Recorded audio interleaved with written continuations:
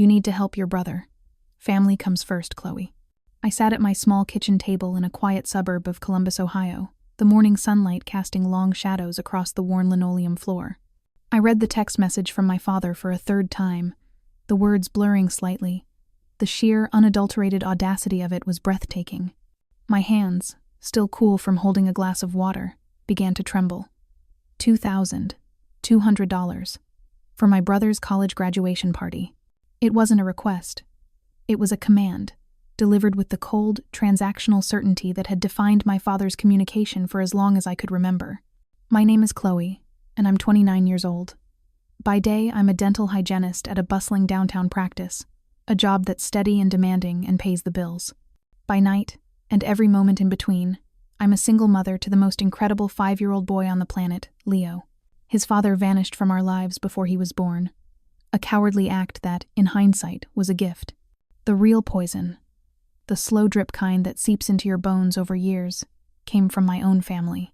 My gaze drifted from the harsh glow of the phone to the living room, where Leo was meticulously constructing a tower of colorful wooden blocks.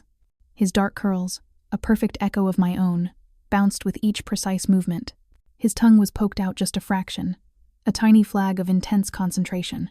He was in his own world, a world of primary colors and architectural possibility, completely oblivious to the emotional grenade that had just been lobbed into mine. Or maybe he wasn't.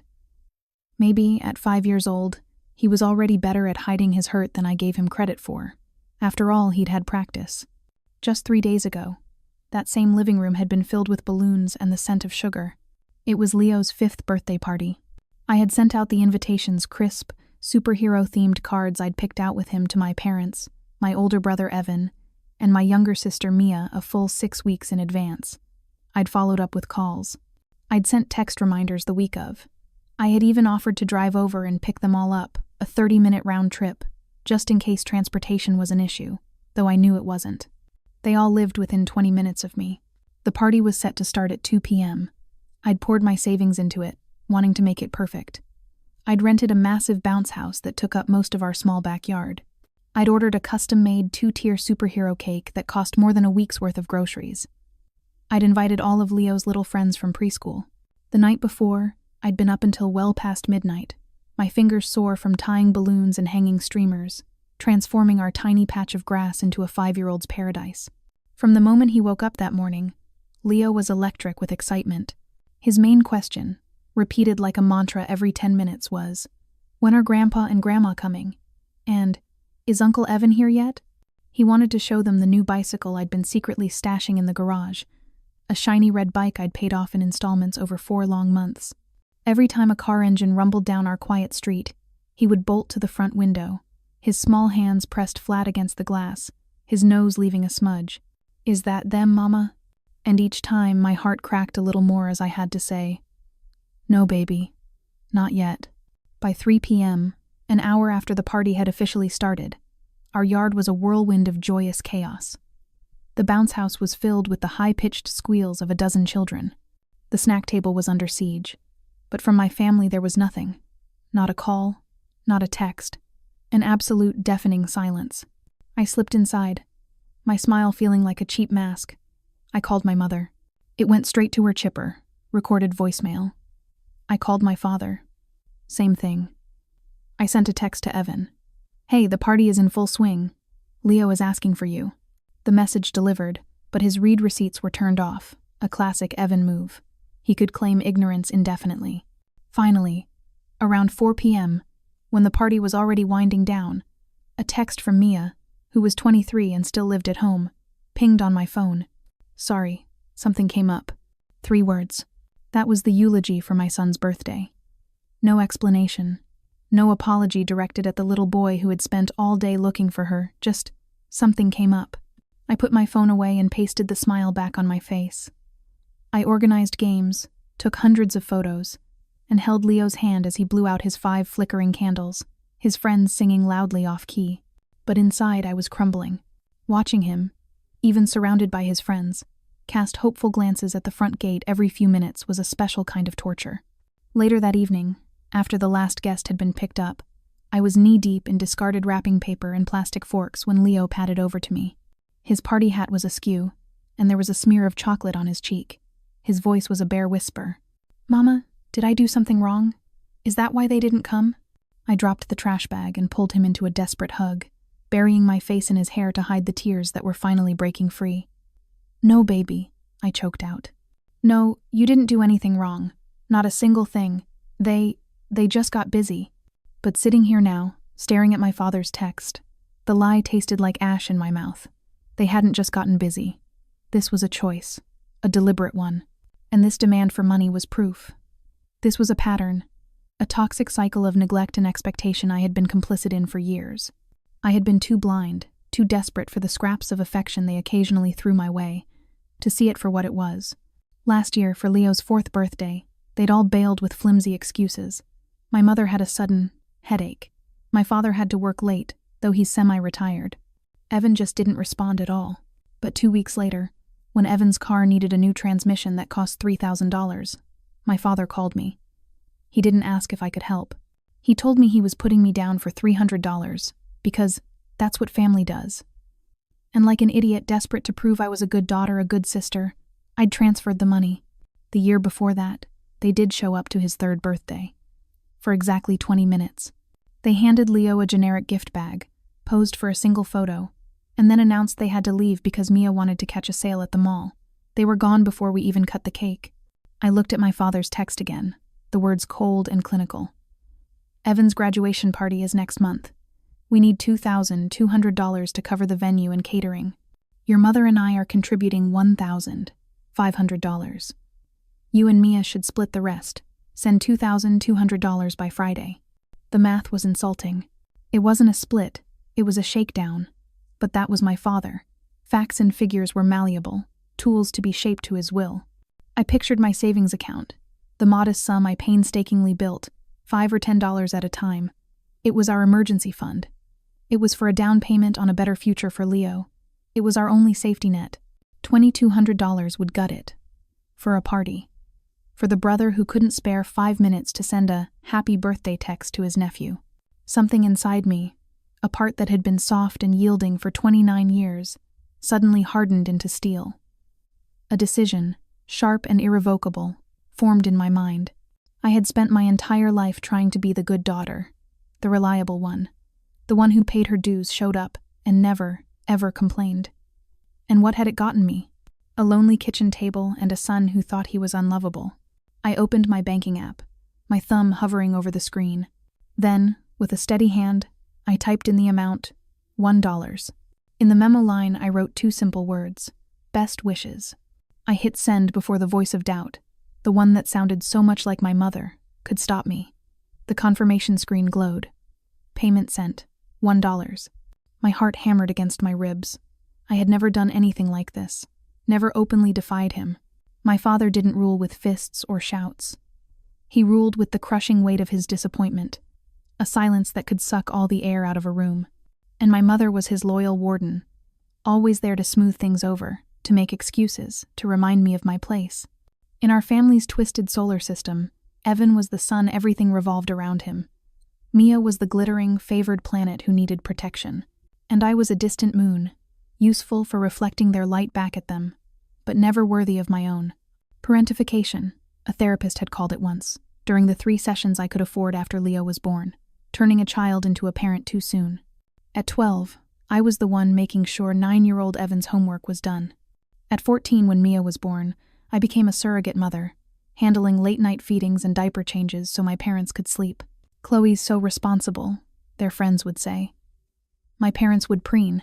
They didn't mean responsible, they meant useful. The memories flooded back, a bitter tide, begging to go to my homecoming dance, only to be told we couldn't afford a $60 dress, just 3 months before Evan got a $500 PlayStation for his birthday. My high school graduation was celebrated with a sheet cake from the grocery store. Evan's high school graduation, 2 years later, was a catered affair at a local restaurant for 50 people. The pattern was so painfully, blindingly obvious now. Getting pregnant at 23 was an accident. The father, a man I dated for 4 months, disappeared the moment I told him. My parents' reaction was a masterclass in passive aggression. Sighs of disappointment wrapped in hollow promises of support that never materialized. My mother couldn't come to the hospital when I was in labor, because she and Mia had non-refundable theater tickets. I gave birth to Leo alone, with only a kind nurse named Patricia holding my hand. After Leo was born, they enjoyed the optics of being grandparents. They'd visit occasionally, bringing small, thoughtless gifts, but the core dynamic never changed. Our lives were an afterthought. When Leo was 18 months old, my car broke down. The repair was $800 I didn't have. I swallowed my pride and called my father. He lectured me for 20 minutes on financial irresponsibility before agreeing to lend me the money. I paid him back in 6 months, a feat that required a diet of mostly rice and beans. 2 years later, Evan wrapped his brand new sedan around a telephone pole while driving drunk. My father bought him a $12,000 replacement car the next day. No loan, no lecture. When I dared to question the glaring double standard, my mother said, her voice dripping with pity, "Evan's just going through a hard time, honey. He needs our support." And I, apparently, did not. A year ago, I had tried to talk to them. I sat them down in their own living room and calmly explained how their favoritism was hurting me, how it was hurting Leo. My father sat with his arms crossed, his face an impassive mask. When I finished, my voice trembling, he said, "You've always been too sensitive, Chloe. We treat all our children the same." Gaslighting. Another therapy word. After that, I'd stopped trying. I built a wall around my heart, high and thick. I still went to holiday dinners. I still sent birthday cards. But I stopped hoping. And yet, some stupid, stubborn part of me had held out hope for Leo's party. I had told them how much it meant to him, and they had ghosted him. My phone buzzed, jolting me back to the present. A new text from my father. "Chloe, I don't see the full payment. There must be a mistake with your bank. Please resend the $2,200. I almost laughed out loud. A mistake. He couldn't even fathom that this was an intentional act of rebellion, that the moon had finally decided to leave its orbit. I ignored the text. Instead, I scrolled through my contacts to a number I'd saved 6 months ago, but had never had the courage to call. Gregory Shaw, real estate attorney. Because there was one more thing my parents didn't know. One final, secret act of defiance I had put in motion after they'd skipped Leo's 4th birthday. The house. The one he'd co-signed for. The one he held over my head like the sword of Damocles. 6 months ago, I had started the process. 3 months ago, I had met with Gregory, who told me it would be difficult, but possible. 2 months ago, I submitted a mountain of paperwork. And 1 month ago, the refinancing had been approved. The house was mine. Solely and completely mine. My father's name had been wiped from the deed, the mortgage, everything. He just didn't know it yet. I had been waiting for the right moment. Or maybe I had been waiting for him to give me a reason. He just had. I sent a quick text to my best friend, Zoe. "Are you free tonight? I'm about to start a war." Her reply was instantaneous. "Always. Come over after you put Leo to bed. The wine is already breathing." Zoe had been my rock since we met in a freshman biology class at Ohio State, bonding over lukewarm cafeteria coffee and a shared bewilderment of cellular mitosis. She was the only person who truly understood the labyrinth of my family's dysfunction, because she'd witnessed it firsthand. She'd been at Leo's birthday party 3 days ago. She had seen him at the window. She had been the one who helped me clean up after, handing me tissues and letting me rage and cry without judgment. That evening, after I'd tucked Leo into bed with 2 stories and a promise of a park trip, I drove the 15 minutes to Zoe's apartment. She swung the door open before I even knocked, a glass of Pinot Noir in each hand. "Okay," she said, her expression a mixture of concern and excitement. "You have that look." "What look?" I asked, taking the offered glass. I'm about to do something either brilliant or incredibly crazy look. Spill." We sat on her comfortable, oversized couch, and I told her everything. The text from my father, the $1 transfer, and finally the secret I'd kept even from her, the house refinancing. When I finished, she was just staring at me, her wine glass paused halfway to her lips. Wait, back up. You already took his name off the deed?" "The papers were finalized last month," I admitted, a thrill of fear and power coursing through me. "I've just been sitting on it. I guess I was waiting to see if they'd show up for Leo this year, a final test. And they failed, spectacularly," Zoe said, taking a long sip. "So now your dad is demanding $2,000 for Evan's party, completely oblivious to the fact that he has 0 leverage over you." She let out a low whistle. "They are going to lose their minds." "I know. My father especially. That co-signature was his trump card, his perpetual reminder that I owed them. Except you don't. Not anymore, she said firmly. I'm thinking about changing the locks, I said, the words coming out quieter than I intended. Zoe set her glass down with a decisive click. Do you think he'd actually try to use his key? He has a spare, I confirmed. He insisted on it when we signed the papers, for emergencies. But he's used it. A couple of times. Once he just let himself in while Leo and I were out grocery shopping because he wanted to check on the water heater. He didn't call, didn't ask, just walked in. I didn't fight it then. I was trying to keep the peace. There is no peace, Chloe, Zoe said, her voice soft but fierce. There's just you being used. Change the locks. First thing tomorrow, I'll go with you to the hardware store. Tears pricked my eyes. Tears of gratitude this time. Leo was at a standing playdate with his best friend, giving me a precious few hours of freedom. At the hardware store, a kind-eyed older man named Sal showed us the deadbolts. Easy enough to install, he said with a wink. Just need a Phillips head screwdriver and about 20 minutes. A little bit of righteous indignation helps too. I think he saw something in my eyes. Back at my house, the simple, physical act of changing the locks was profoundly cathartic. I need that money transferred by tomorrow, or we can't confirm the venue for Evan's party. Stop playing games. Playing games. The irony was so thick I could choke on it. My entire life had been a game where they made the rules. I typed back, my fingers steady. I sent what I could afford. Best wishes to Evan. The 3 little dots indicating he was typing appeared almost instantly. They vanished, reappeared, vanished again. It was like watching his brain short-circuit in real time. Unscrewing the old hardware felt like dismantling years of control. Slotting the new, shiny brass deadbolt into place felt like securing my freedom. With every turn of the screwdriver, I was rewriting the terms of my life. When I was done, I stood on my own front porch and looked at the new lock. My house, my locks, my rules. Just then, my phone buzzed. Another text from my father. Chloe, it's been 2 days. Thank you. For what? For not telling you to forgive and forget? Honey, they ghosted their own 5-year-old grandson's birthday party and then sent you the bill for their golden child's party. You don't owe them forgiveness. You don't owe them a damn thing. We talked for another hour, mapping out a strategy like generals before a battle. Change the locks. Document everything. Prepare for the inevitable backlash. The next morning, Saturday, Zoe picked me up at 9. Is someone disputing your ownership? Not yet, I said. But they're about to try, and I want to be prepared. I can have certified copies of the new deed and mortgage documents ready for you to pick up Monday morning. I'll also draft a cover letter from my office summarizing the transfer. That should be more than sufficient. That would be perfect. Thank you. After hanging up, I sat in the silence of my reclaimed house. I was terrified. I was challenging my father's authority for the first time in my life, and I knew the fallout would be nuclear. But I was also exhausted. Exhausted from trying to earn a love that should have been unconditional. Exhausted from watching the light dim in my son's eyes. I didn't sleep much that night. Every creak of the house made me jump.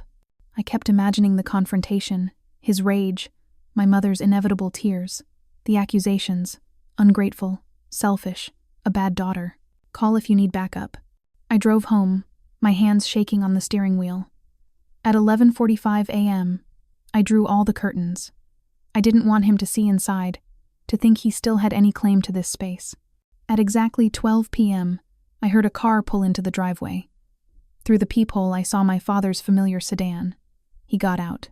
My mother, as predicted, remained in the passenger seat, a silent, complicit observer. But then, the image of Leo's small, questioning face would flash in my mind. Did I do something wrong? And the fear would crystallize into something harder, colder, determination. Sunday morning, I dropped a chattering Leo off at Zoe's. I have some boring grown-up stuff to do, I told him, but I'll pick you up in a few hours and we'll get ice cream. Okay, he chirped, already running inside to the smell of baking cookies. Zoe gave me a fierce hug at the door. You've got this. He stepped back, staring at the key in his hand, as if it had personally betrayed him. He tried the lock one last time. I could see the precise moment that confusion curdled into cold, hard realization. His jaw clenched, his face, already ruddy, darkened to a deep, dangerous red. He balled his hand into a fist and pounded on the door. Chloe, open this door right now. I took one final fortifying breath. I unlocked the deadbolt but left the chain lock engaged. I opened the door a few inches. "Hi, Dad." His eyes darted from my face to the brass chain, then back again. "What's going on? My key doesn't work." "I changed the locks," I said, my voice even. A beat of stunned silence. I could practically see the gears grinding in his head as he processed the information, the sheer impossibility of my defiance. Then, his face twisted into a mask of fury. "You changed the locks on my house without telling me?" "It's my house," I corrected him calmly, "and I can change the locks whenever I want." "I co-signed that mortgage," he roared, spittle flying from his lips. "I have a right to be in this house." "You co-signed the original mortgage 3 years ago," I said, the words I'd rehearsed all morning coming out smoothly. "I refinanced last month. Your name is no longer on the title or the loan, so no, actually, you don't have a right to access." I had never, in my 29 years, seen my father look so utterly poleaxed. His mouth opened and closed like a fish, but no sound came out. Behind him, my mother was finally scrambling out of the car, sensing the confrontation had gone off script.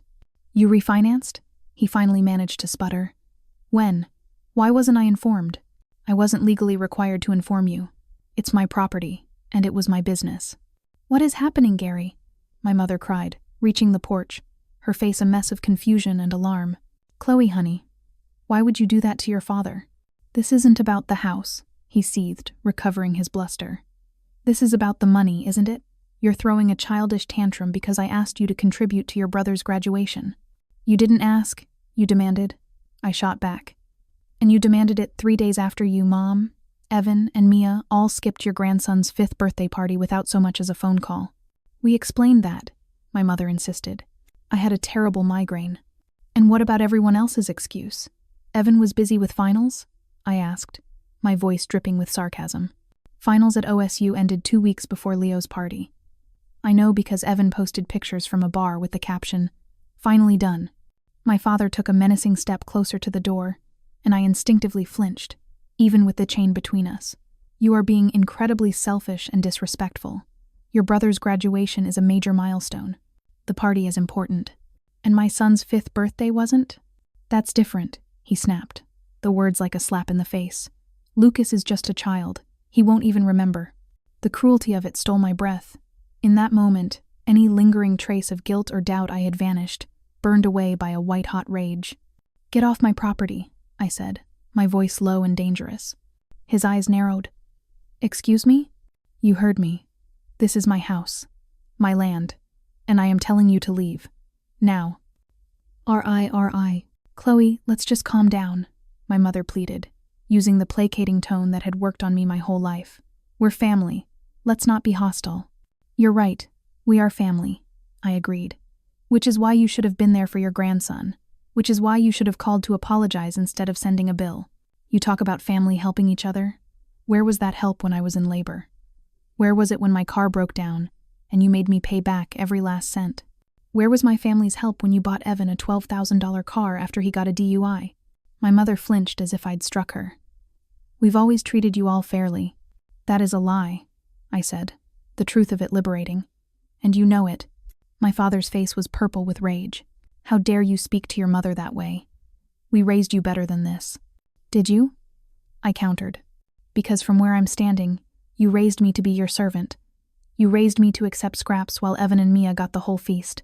You raised me to be useful, not to be loved." "That's not true," my mother sobbed. "We love all our children equally." "Then prove it," I challenged, a sudden, wild idea taking hold. "Go home and pull out your bank statements for the last 5 years. Add up every check you've written for Evan, every bill you've paid for Mia. Let's see if it comes anywhere close to the $800 loan you gave me." The silence that followed was damning. Neither of them said a word. That's what I thought. I started to close the door. My father slammed his palm against it, making the chain rattle. "If you don't open this door and have a civil conversation, there will be consequences." "What consequences?" I laughed, a raw, humorless sound. "You can't threaten me with the house anymore. You have no power here. We are your parents. We have every right to expect respect. And I had every right to expect you at my son's birthday party. I guess we're both disappointed." I slammed the door shut, slid the deadbolt into place, and leaned against it, my entire body trembling. I could hear him shouting outside, muffled threats and curses. "This isn't over, Chloe. You can't treat family this way." I walked to the kitchen on unsteady legs and watched as they finally got back in their car and sped away. My phone immediately started ringing. My father. I declined the call. A text appeared. "You're making the biggest mistake of your life. We will fix this, whether you like it or not." What did that even mean? An uneasy knot formed in my stomach. My father wasn't one for empty threats. The war had just begun. The rest of Sunday was a digital siege. First, a text from Evan. "What the hell is your problem? Dad just called me, completely freaking out. You changed the locks on the house he helped you buy? That's seriously messed up, Chloe." I typed back, my fingers flying across the screen. "The house I buy, the house I pay for, and it's now entirely in my name. Maybe if you'd shown up for your nephew's birthday, we wouldn't be here." His reply was swift and galling. "Leo's a kid. He'll have a million birthdays. I only graduate from college once." The breathtaking selfishness of it left me speechless. I didn't respond. Seconds later, my phone rang. "Evan." I let it go to voicemail. Then Mia called. I declined. Then, a new notification. A group text. My father had created it. Mom, Dad, Evan, Mia, and me. The first message was from him. "Family meeting tonight at 6 p.m. at our house. Chloe, you are to be there. This behavior stops now." The sheer arrogance, the assumption that he could still summon me like a child, made my blood boil. I typed back one word. "No." My father. "This is not optional." Me. "I'm a 29-year-old adult. It's absolutely optional, and I'm declining." The messages poured in. Evan. "Come on, Chloe, stop being so dramatic." Mia. "Why are you being so difficult? You're upsetting Mom." My mother. "Please, honey. Let's just work this out as a family." I put my phone on silent and turned it face down on the counter. I couldn't take it anymore. I called Zoe. "Can I pick Leo up in an hour? I just need a minute to breathe." "Take all the time you need," she said soothingly. "He's having a blast. We've moved on from cookies to finger painting." When I finally picked him up, he was covered in paint and beaming. His pure, uncomplicated joy was a balm to my frayed nerves. It was a stark reminder of why I was doing this. Not for me, for him. So he would never have to learn the painful calculus of conditional love. That night, after I tucked Leo in, he looked up at me with his big, earnest brown eyes. "Mama, are we going to have another birthday party for me? A do-over one? Since Grandpa and Grandma didn't come?" The question was a punch to the gut. I sat on the edge of his bed, stroking his hair. I wanted to lie, to protect him. But I was done with lies. "I don't know if they'll come next year, baby," I said softly. "But I do know that you are so, so loved. By me, and by Auntie Zoe, and all your friends. And that's what really matters." He seemed to consider this for a moment, then nodded. "Okay, Mama." The next few days passed in a strange, tense silence. My phone, which had been a constant source of harassment, went quiet. The silence was more unnerving than the shouting. My father's last text echoed in my mind. "Don't say I didn't warn you." On Monday during my lunch break, I drove to Gregory Shaw's office and picked up the manila envelope of documents. Holding the certified proof of ownership in my hands felt like holding a shield. The attack came on Wednesday evening. I was chopping vegetables for dinner when my phone rang with an unknown number. "Hello? Is this Chloe?" a woman's voice asked, professional and detached. "Yes. Who is this?" "My name is Jennifer, and I'm a caseworker with Franklin County Child Protective Services. We received a report with some concerns about your 5-year-old son, Leo. I'd like to schedule a home visit to follow up." The knife slipped from my fingers and clattered onto the cutting board. My blood ran cold. He had actually done it. My father, in his vindictive rage, had crossed a line I never thought possible. He had weaponized the state against me, trying to paint me as an unfit mother. What concerns?" I stammered. "I can't discuss specifics over the phone, ma'am. Would tomorrow afternoon at 2 p.m. work for a visit?" My mind was racing, a whirlwind of terror and fury. "Yes," I said, my voice barely a whisper. "Tomorrow at 2 is fine." The moment I hung up, I called Zoe, my words tumbling out in a panicked rush. "He called CPS on me, Zoe. My father actually called CPS.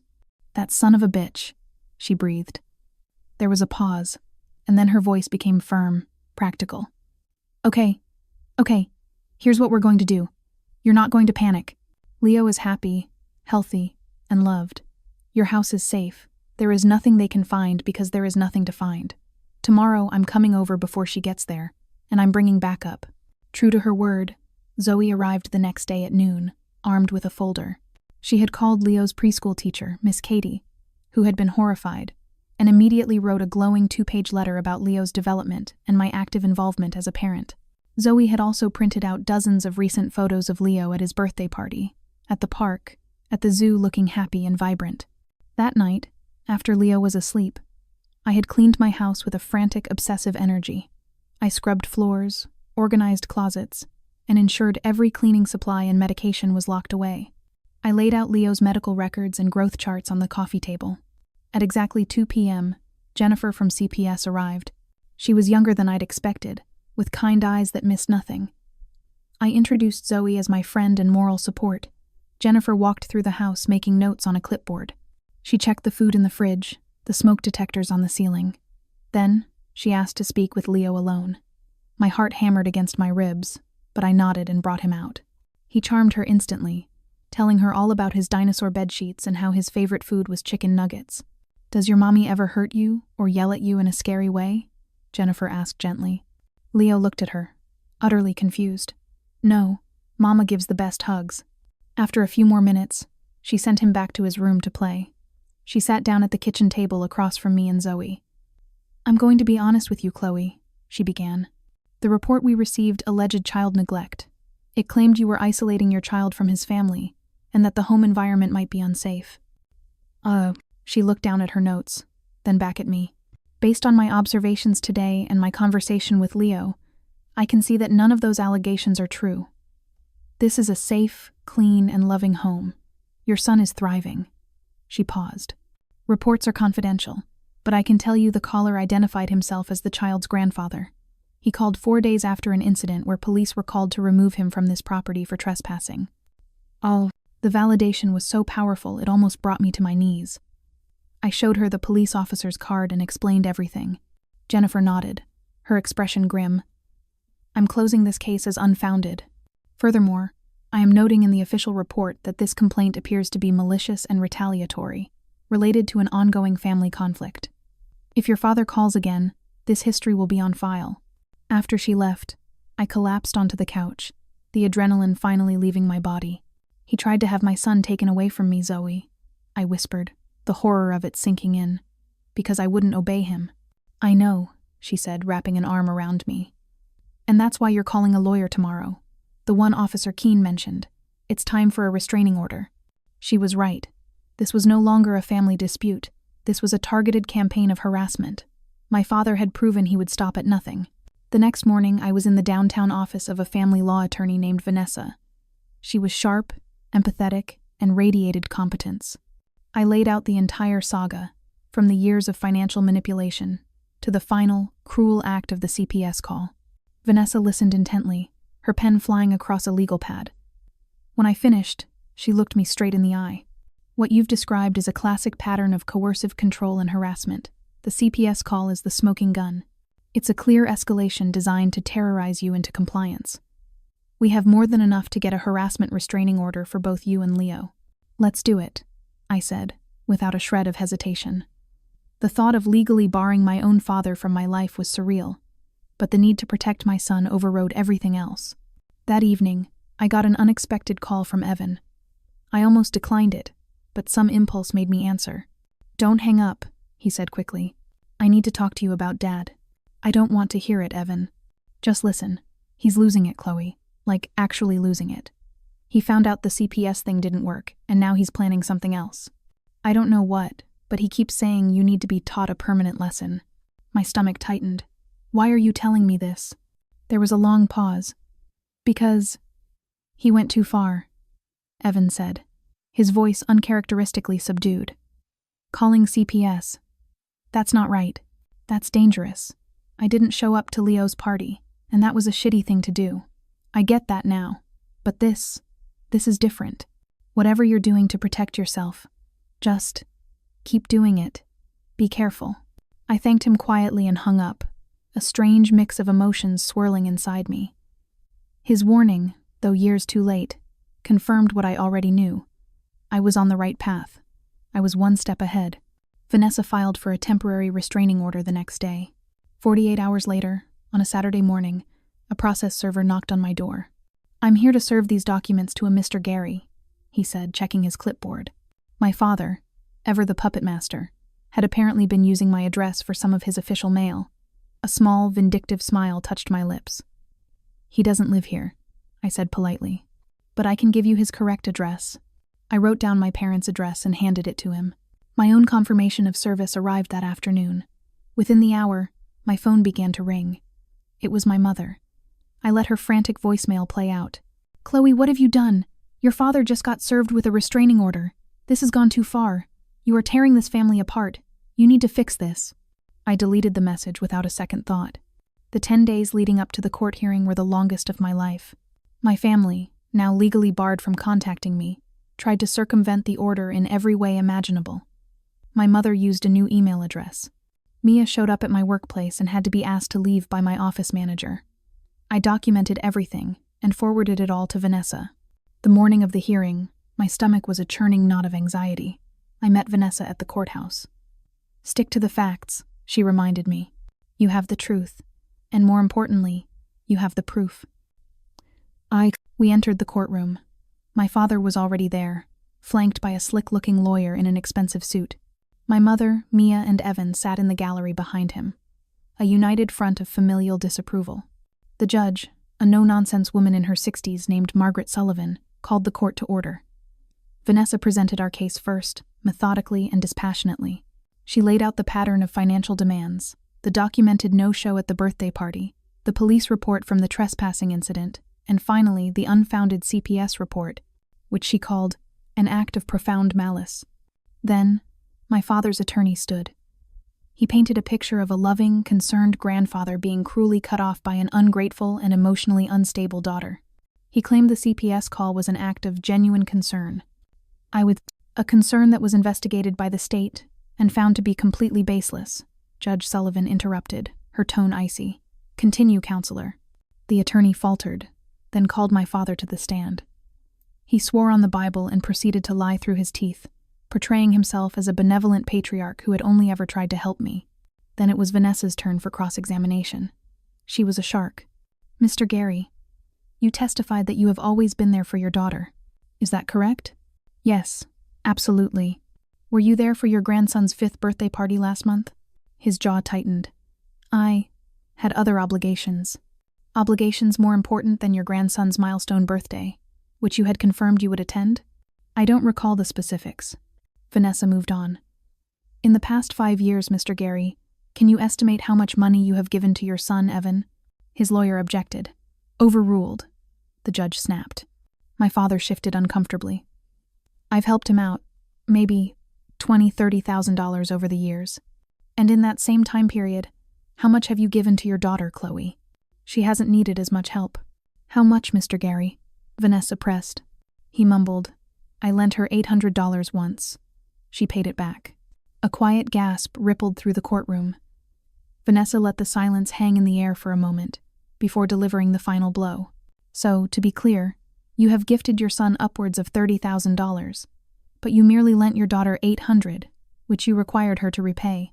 And you still stand by your earlier testimony that you treat all your children equally?" My father's face was a thundercloud. He couldn't answer.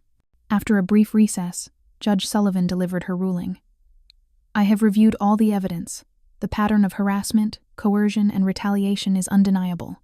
The malicious report to Child Protective Services is particularly egregious. The temporary restraining order is hereby made permanent for a period of 4 years. Mr. Private, Gary, you are prohibited from coming within 500 feet of your daughter or your grandson. Any violation will result in your immediate arrest. This court is adjourned." I heard my mother let out a strangled sob, but all I felt was the sweet, clean air of freedom filling my lungs. Outside the courtroom, Vanessa shook my hand. "You did it, Chloe. You protected your son." The drive home felt surreal. That evening, I got one final text from an unknown number. "You won today, but you lost your family. I hope you're happy." I knew it was him. I screenshotted it, sent it to Vanessa with the note violation, forwarded it to the police, and then blocked the number. In the months that followed, my father tried to violate the order twice more through third parties. After the second violation resulted in him spending a night in county jail for contempt of court, the contact stopped for good. The consequences for my family were of their own making. Word of the restraining order got out in their small community, and my father's carefully cultivated image as a respectable family man crumbled. My mother, who had enabled his tyranny for decades, found herself socially isolated. Evan's lavish graduation party was quietly downsized when the expected financial contributions never materialized. Mia, cut off from her parents' financial support due to their mounting legal fees, had to get a second job. Their entire world, built on a foundation of control and favoritism, had collapsed the moment I refused to be its cornerstone. As for me, I thrived. Freed from the constant weight of their judgment and demands, I felt lighter. Leo started kindergarten and blossomed. I got a promotion at work.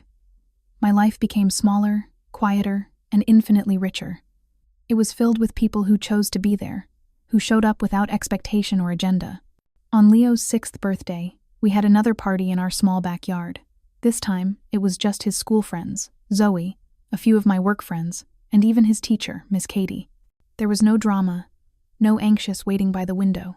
There was just a happy, well-loved little boy, his face alight with joy as he blew out his 6 candles, surrounded by people who genuinely celebrated him. As I watched him tear into his presence, I thought about the long, painful journey that had brought us to this peaceful afternoon. Sometimes, revenge isn't a fiery explosion. Sometimes it's the quiet, steady act of building a new life on the ashes of the old one. It's refusing to play a game with rules designed to make you lose. It's choosing yourself and your child over the people who never, ever chose you. I had spent 29 years trying to earn my family's love. It took losing them completely to finally understand that I had never needed it in the first place. My peace was the one thing they could never give me, and the one thing they could no longer take away. And honestly, I had never been happier.